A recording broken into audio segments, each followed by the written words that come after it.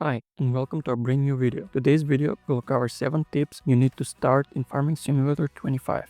If you are a beginner, these tips will help you get a strong start and make the most out of your farming journey. The first and most important tip, if you're new to the game, is to start as a new farmer. You can choose between 3 maps: Riverbend Springs, Hutan Bantai, and Zialong. I recommend starting on the Riverbend Springs. It's simpler and it includes a storyline with the grandpa that walks you through the basics of the game, something unique to Riverbend Springs. You can also choose the amount of money to start with, ranging from $100,000 to $1,000,000. My advice: start with a lower amount for a bit of challenge and to keep the game engaged. Next, you can start with or without a loan. If you're new, I recommend keeping it at 0. No need to dive into loans at the start. Also choose the easy economic difficulty so that you'll receive better prices for your crops when selling. If you want to go through the cramped story, make sure to select the option to have a farm already in place. This gives you the necessary equipment and land to start without buying them yourself. Lastly, enable the guided intro tour. It's like a story made that walks you through your farm setup, making the game more enjoyable as you learn the basics. One of the best ways to earn extra income early on is by taking on contracts for other farmers. You can do jobs like baling, fertilizing, mowing, and cultivating to make money.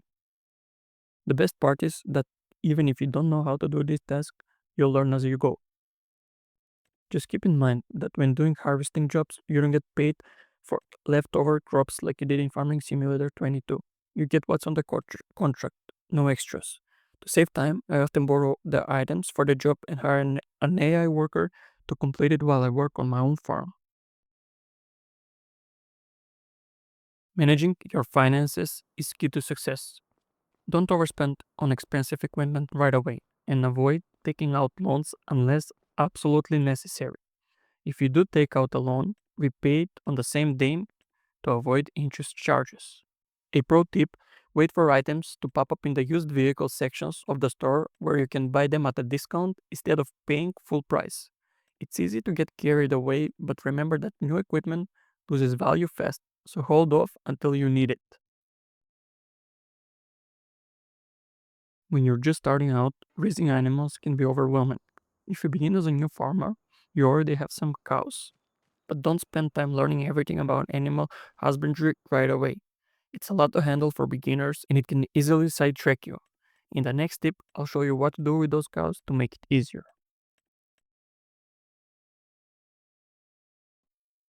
This is a big one.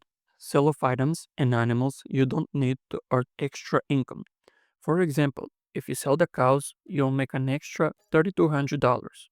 After that, you can also sell the cow pasture and replace it with greenhouses, which provide passive income and only need water to function. But it doesn't stop there. You can sell other buildings on your farm as well, like barns, sheds, or any other structures that aren't useful. This gives you more space to expand and more money to invest in fields or other profitable ventures. In the finance tab, you'll find a list of all the fruit types, where they can be sold, and their current prices. Below that is a graph that shows when the highest prices for each crop occur. For example, barley is the most profitable in January, so store it in your silo and sell it at the peak time for the best return.